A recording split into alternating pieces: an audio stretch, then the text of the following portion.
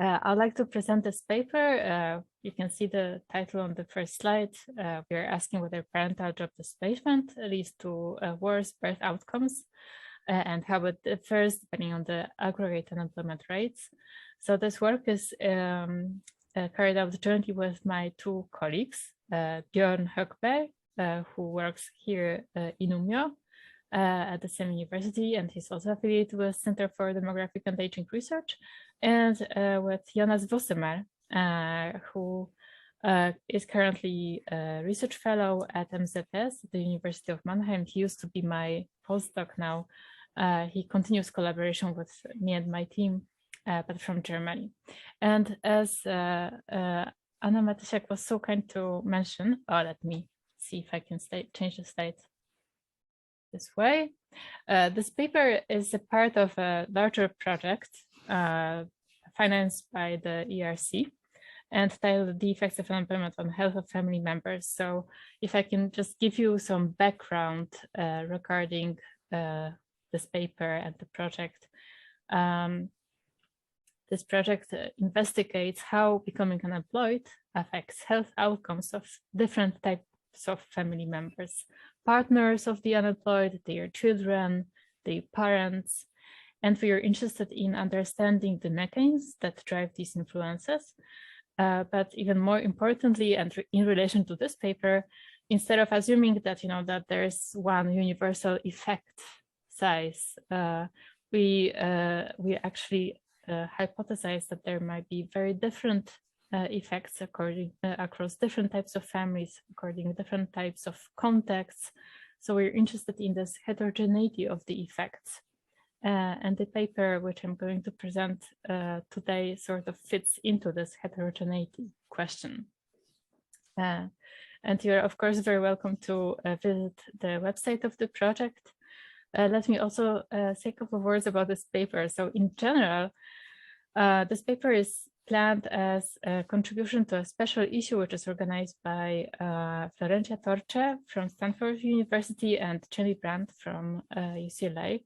And it's kind of under review right now. So it's not so much that I can change in this specific paper. However, because as you can see, it's a part of a bigger project. If you have any suggestions, ideas, maybe also ideas for collaboration, I would love to hear about those because it's not like our work finishes with this specific paper. So we are planning lots of follow-up studies, also using other data sets. Okay, let me move on with this paper. So in this study, we are asking how parental job displacement affect birth outcomes. And actually, this specific research question has attracted some interest before. There were some studies carried out mainly in medicine and in epidemiology, but in these disciplines, people are often interested in assessing correlations or associations. And we, in this paper, are aiming at methods for causal inference. And actually studies that use methods for causal inference, there haven't been that many. We listed them on this slide, so there's just a small bunch. And also these few existing studies that use methods for causal inference, they're also based on self-reported data. So for instance, parents have to recall what was the birth weight of a child who was born, I don't know, 10 years ago or 15 years ago. Maybe probably many parents remember correctly, but maybe some don't. Also, previous research has mostly used data with rather small samples, and the studies that are available are mostly US-based, which obviously raises questions about external validity. We think that it's very relevant to raise this question, how the effects of parental job displacements on birth outcomes look like in the institutional context where policies are much more generous, more universal than in the US. And then we have also a question about heterogeneity of the effects across different regions within Sweden. So this goes back to this idea that I mentioned before of going beyond assessment of population level average effects. But before I explain why we want to compare regions, I want to explain in general why we should expect that parental job losses might lead to poorer birth outcomes. So there are different potential mechanisms that can be at work. The one which is probably most obvious, and you are probably already thinking about it right now, it's related to household income. So usually a job loss is related to financial strain. Financial strain also has implications very often for relationships between partners. A job loss is also related to a loss of social status. It is rather stigmatizing, and stigma is a source of stress for most people. So all these factors might lead to maternal stress, and we know from previous research that maternal stress is detrimental for birth outcomes. So perhaps this mechanism is really obvious, but there are also less obvious influences related to changes in lifestyle, changes in living conditions. We can imagine that people who lose their jobs might sometimes find themselves in such a stressful situation that they have to change the place of residence. They have to move into less expensive housing that usually is related to deterioration of living conditions. If they move to less safe neighborhood, for instance, this might also be related to maternal stress and maternal health. So there's this second channel. And then finally, there's research discussing how people cope with stress. Some people might adopt behaviors that bring relief, perhaps, in the short term, but in the long term, they might be very bad for health. And here I'm thinking about things like smoking, drinking, reduced physical exercise. Under Swedish conditions, people very often start using the substance called snus, which is also one of the tobacco-based substances. In any case, all these behavioral responses might have implications for maternal health, and we know from previous research that maternal health is really central for infant health. So these are mechanisms that we know about from previous research, and they hold generally, regardless of the context. But as I mentioned before, in this paper, we argue that the effects of parental job losses might differ depending on the regional context. And the first argument related to it is based on our knowledge on how re-employment opportunities moderate the consequences of job losses. So I have argued before about financial consequences, about the distress related to a loss of social status among the unemployed. But if we think about regions where jobs are abundant, we can imagine that people who lose their jobs might not be stressed that much if they know that pretty much immediately they will be able to find another job with similar working conditions, similar wages, and so on. And if their unemployment spell, anticipated or like experience in practice, is very short, then all these effects, all these mechanisms that I described during when I was showing the previous slide, they will not hold to the same degree. So in our paper, we test this hypothesis that higher regional unemployment rates might lead to stronger effects. This is what I wanted to indicate with this red arrow, that in regions with higher unemployment rates, we can expect stronger effects of parental job losses on birth outcomes. But if the regional unemployment rate is low, then of course the effects might be smaller. We also have additional hypotheses which are related to the level of unemployment rate, but not in the global region where people search for jobs. Instead, we are thinking here about municipalities, where local authorities collect taxes and then redistribute these financial resources in order to support vulnerable population subgroups. if unemployment rates in municipalities are very high, obviously the tax base is smaller, and then the resources that can be devoted to help out people who are in difficult situation are reduced. So this argument about deprivation of local resources leads us to hypothesis that in municipalities with higher unemployment rates, the effects should be stronger. But one could also argue the other way around. You could also come up with arguments that in municipalities with higher unemployment rates, the effects of parental job losses will be smaller. Why should that be the case? Here we refer to theoretical models developed by Andrew Clark and collaborates. These theoretical models are often labeled as social norm of unemployment hypothesis. The idea here is that adverse experiences might be less stressful when they are shared with others.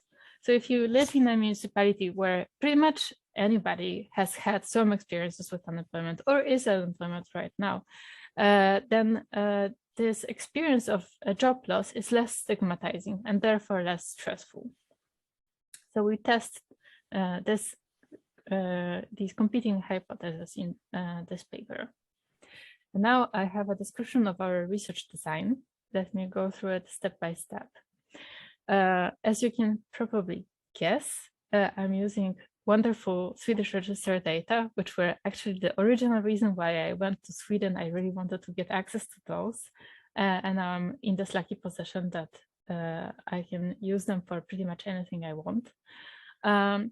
So the data that we have at Umeå University, they link medical birth registry, where I can observe the birth weight of infants, their gestational age, so whether or not they were preterm born and so on. I know everything about infants. And then I can link this data to labor market trajectories of parents.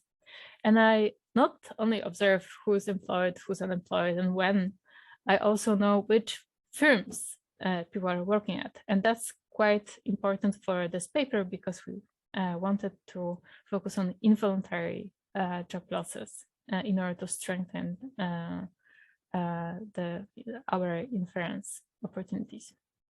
And I will explain that in a moment. So from this wonderful register databases, we draw a sample of people who were born between 60s and 90s and their partners. And then we linked these data to births of children that took place between 1996 and 2017. As you can see, we have a really large sample. So if we just look at those parents who experience job displacements, we have over 13,000 maternal job displacements and over 17,000 paternal job displacements. This is not comparable to anything that you might have seen in these US-based studies, of course. So we don't lack statistical power.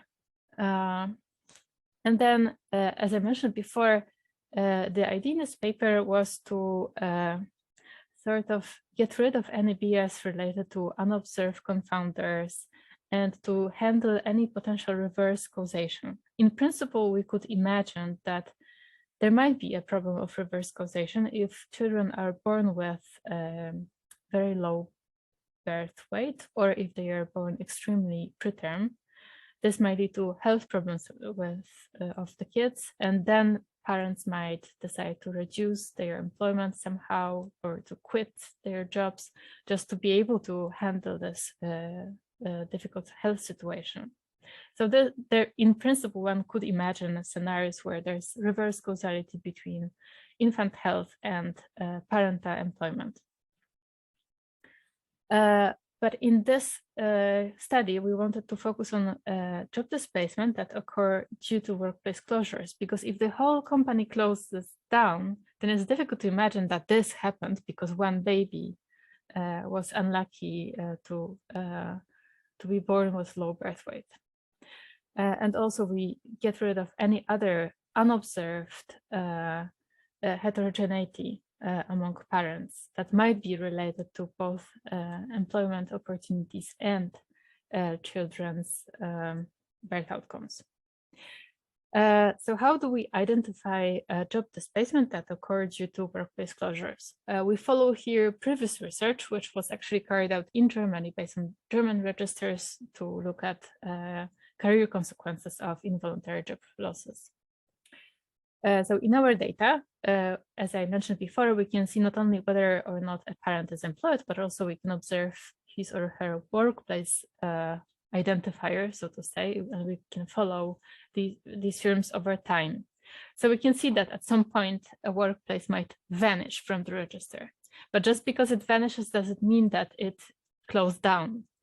Sometimes firms get merged with each other, sometimes one company is purchased by another. So these vanishing workplace identifiers per se do not inform us about job losses related to workplace closures. So what we do is that we check that it's not the case that a whole bunch of employees from one company disappeared from the data within one company and then re-emerged in another company. In a great simplification, this is what we do. We just make sure that it's not the case that a clustered outflow of workers occurs and then the same people emerge under a different workplace identifiers. And obviously, as you can see from the slide, there is a whole range of arbitrary decisions that we had to make. We sort of followed previous research here, but you could argue, okay, maybe we should define it in such a way that this cluster outflow of workers is below 25%, not 30, or yeah, you could twist it in many different ways. So we carried out some sensitivity analysis to make sure that that the robustness checks show similar results, and they do. But in any case, this is our approach, and I just wanted to be clear about what we do. And another aspect of our design, which I think needs highlighting because it's related to also some theoretical considerations, we focus on job displacement. So these are adverse life course events. But just because someone lost the job does not necessarily always mean that this person becomes unemployed. And also the comparison group is not a group of people who are continuously employed. Instead, we just compare people who experienced job displacements and we compare them to people who did not experience job displacement. This is the setup in this paper, and it's related to previous research. Other studies do the same, but I just wanted to highlight it because very often we get questions about these key variables. Okay, let's move on to the outcomes of interest. Here, I also wanted to explain one thing. We have a whole range of birth outcomes. Why do I look at several dependent variables? First of all, because I wanted to make sure that it's not the case that we just pick one nice, outcome and then show interesting results, even though other outcomes do not show the same thing. So for transparency, but one could also, just so that you know, there is literature on how these outcomes are interrelated, but also stem from different mechanisms. So there are different mechanisms that lead to lower birth weight, but not to preterm births, and vice versa. So sometimes seeing differences might give ideas about different mechanisms that generate adverse birth outcomes. Regarding our covariates, we have a whole list of covariates that we control for. They are all related to children's characteristics, parental characteristics, and workplace characteristics. I didn't list them all on the slide just because this would be then several slides. But yeah, we have a really broad range of control covariates that we consider. And we do that because obviously, even though like our strategy gives good opportunities for causal inference, but at the same time, it is a specific group of people who lose their jobs due to workplace closures. So we have to think about it carefully before carrying out our analysis. What people usually do when they adopt this study design is that they then make treatment and control groups comparable by using propensity score matching. So they assure that the distribution of covariates in both treatment and control groups are almost identical. We do something very similar, but we use a different algorithm called entropy balancing. And the idea here is to reweight the control group observations so that they balance the treatment, the treatment group. And it's different from propensity score matching, because in propensity score matching, we first have to specify a model for propensity score. And obviously a specification requires a lot of arbitrary choices. Then we have to select a matching algorithm. This is again another arbitrary choice. And then we have to check for balance. Usually this shows that there is no balance. Some covariates have different means, and you need to re-specify the propensity score and go through the same circle again and again.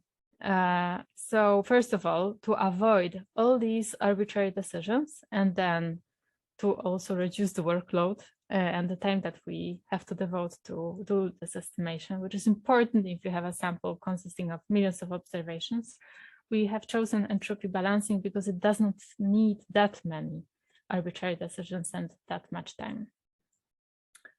And we do this entropy balancing separately from others and for Fadder's job displacements for obvious reasons. These are two very distinct samples, actually.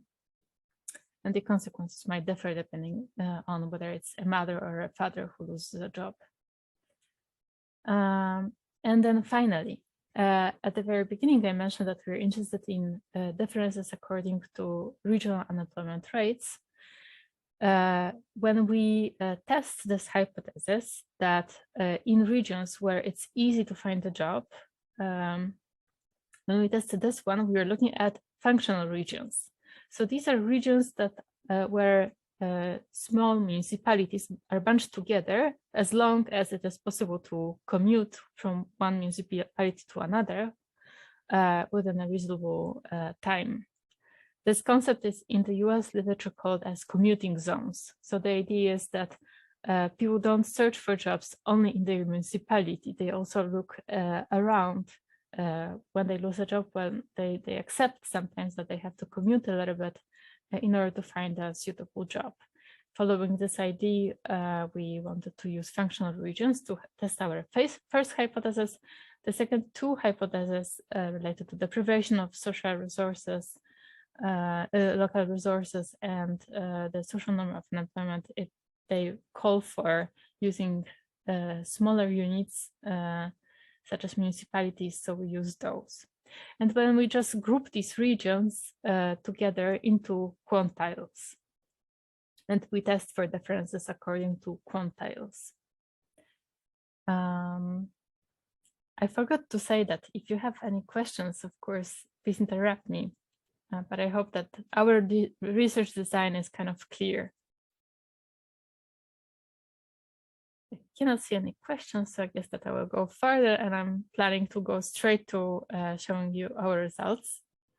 So if we look at the whole Sweden and the data that we have based on whole Sweden, these are the effects of parental job losses on birth outcomes. You can see that the estimates are very, very small, and they are actually not statistically significant. So it turns out that in Sweden, it is not a catastrophe if a parent loses a job. It does not lead to poorer birth outcomes. Then in the next step, we wanted to see how it differs, how the effects might differ depending on regional unemployment rates, if these effects get stronger in regions with higher unemployment rates, or maybe following the social norm of unemployment, maybe they actually get weaker. So we looked at different regions, and you can see that, okay, it's not the case that in the top quantile, the unemployment rates are comparable to something that we could observe in Poland in the late 90s. This is not such a drastic situation, but nevertheless, compared to other studies in this field, these are comparable unemployment rates.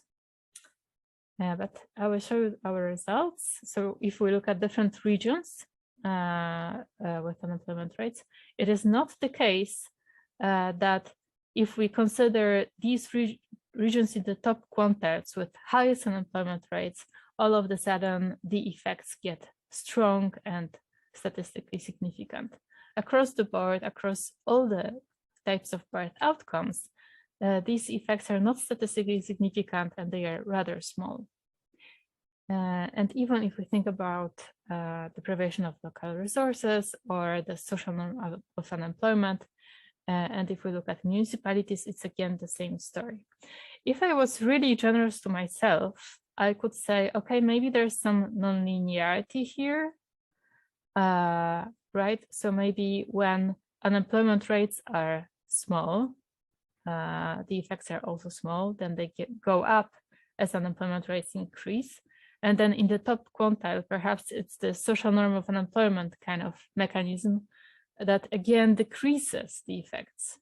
We can see some nonlinearity here as well, but I'm not generous to myself for two reasons. First of all, because I think that if there was something going on, then it should hold for all the outcomes.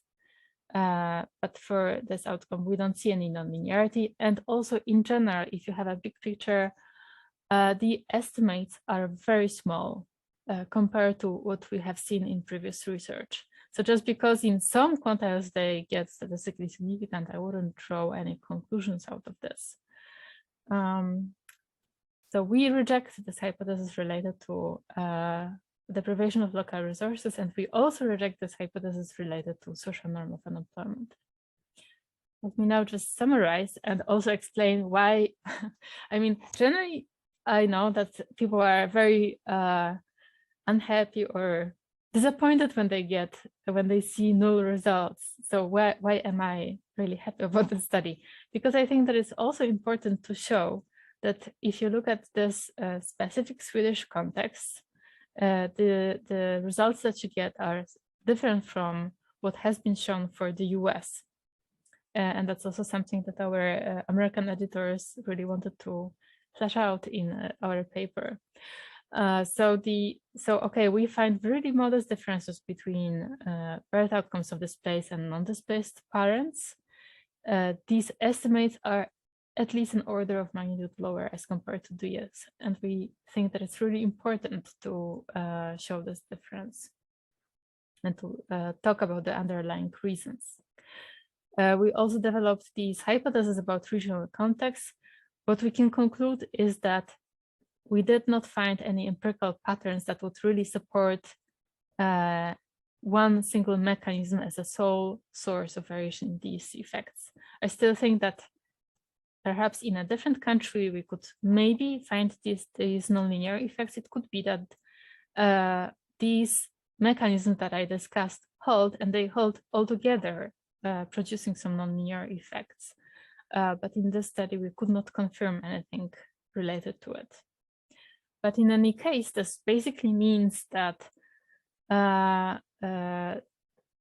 that the policy setting in Sweden might be one important factor why in Sweden we do not find these effects that one could expect based on the US-based research.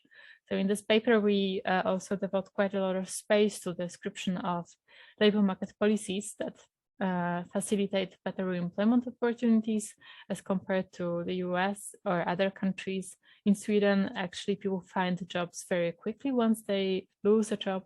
The unemployment spell is not very long, and also there's quite a lot of policy effort to buffer any negative income shocks following job losses. And the welfare state provides a lot of support also in the form of access to essential goods and services, including healthcare, which is not dependent on whether or not you're employed and what your earnings are like. So under such institutional conditions, children who are born in families that are exposed to job losses are not negatively affected. And this holds even for the most disadvantaged elites. So this is our story in this paper. I also wanted to tell you what are my own thoughts about the limitations of this paper. I mean, one can of course list a whole range of limitations. Obviously, we have this situation that we're looking at a very specific group of parents who were exposed to the stress related to a job loss, but we cannot exclude the situation that their colleagues and co-workers who did not end up losing a job, they might have still anticipated that they might. And so this levels out the differences. That's one thing. But what I have been more actually concerned about is that we are focusing on parents who decided to be parents under these conditions of uncertainty. So they experienced job displacement and then still had their children. It might be a selective sample, especially because people might just postpone childbearing until they find jobs. And in this paper and in related research, we have carried out some sensitivity analysis. I have figured out methods to correct for the sample selection bias. So we see that indeed it is the case that some parents postpone childbearing as a response to unemployment or job losses. In the Swedish setup, this means that we sort of like that our sample misses people who would be potentially most vulnerable to job losses. So our estimates are smaller than they should be. Once you correct for the selection bias, the estimates get larger, but they still are rather small compared to other studies, and still they are not like, so it's not the case that they all of a sudden become large and statistically significant. So my plan for future research, among others, is to study simultaneously these decisions to postpone childbearing and also the processes leading to adverse birth outcomes, just to flesh out that it's really important to consider demographic processes when we talk about the impact of labor market situation on health and well-being of family members, because I think that these demographic processes, such as postponement of childbearing, they intervene into how labor market situation shapes health and well-being. So that's my own reflection and an idea for future years of this project.